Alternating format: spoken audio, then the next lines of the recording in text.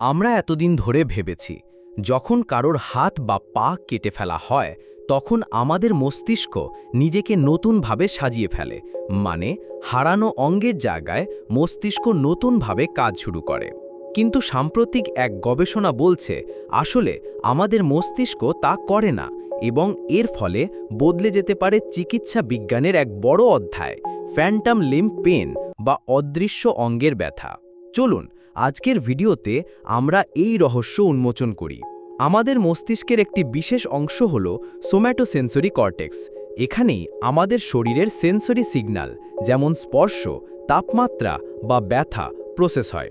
ধরুন আপনি হাত পুড়িয়ে ফেললেন, একটা নির্দিষ্ট অংশ মস্তিষ্কে সক্রিয় হবে, আবার পা পুড়লে অন্য একটা অংশ, যেন পুরো শরীরের একটা মানচিত্র এঁকে রাখা আছে মস্তিষ্কের ভেতরে।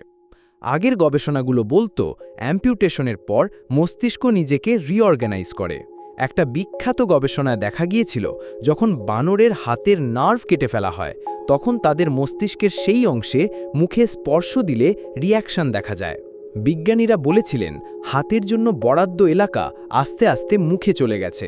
তাহলে কি মস্তিষ্ক সবসময় নতুনভাবে সাজিয়ে নেয়? কেমব্রিজ বিশ্ববিদ্যালয়ে তামার মেকেন এবং তার টিম প্রথমবার চেষ্টা করলেন ভিন্ন কিছু।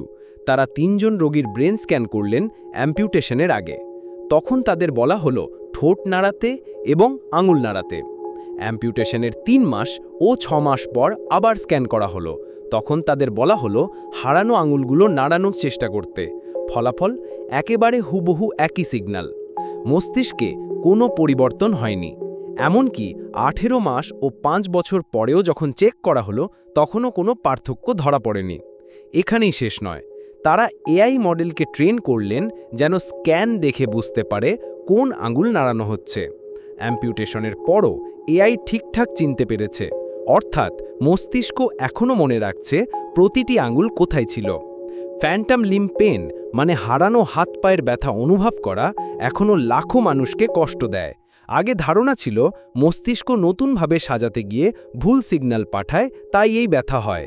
তাই ভিজুয়াল ট্রিক্স যেমন ভার্চুয়াল রিয়ালিটি ব্যবহার করে রোগীকে বোঝানো হতো যে হাতটা এখনও আছে।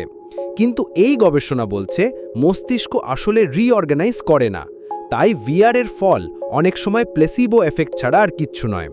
তাহলে ফ্যান্টম পেন আসলে কেন হয়? গবেষকরা বলছেন এটা হতে পারে নার্ভ গ্রোথের কারণে। যখন কোনো হাত কেটে ফেলা হয় তখন নার্ভ কেটে যায়, সেগুলো যখন টার্গেটে পৌঁছাতে না পারে তখন অস্বাভাবিকভাবে বাড়তে থাকে। ফলাফল নার্ভ টিস্যু মোটা হয়ে যায় এবং ব্যথা তৈরি করে।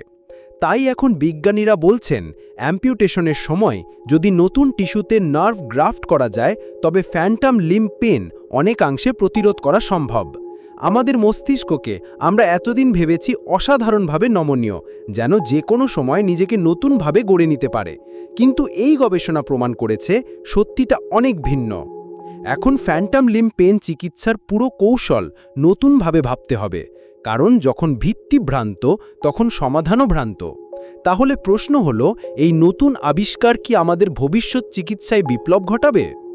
বন্ধুরা, যদি ভিডিওটি ভালো লেগে থাকে তাহলে অবশ্যই লাইক দিন, শেয়ার করুন আর সাবস্ক্রাইব করুন আরও বৈজ্ঞানিক রহস্য জানতে।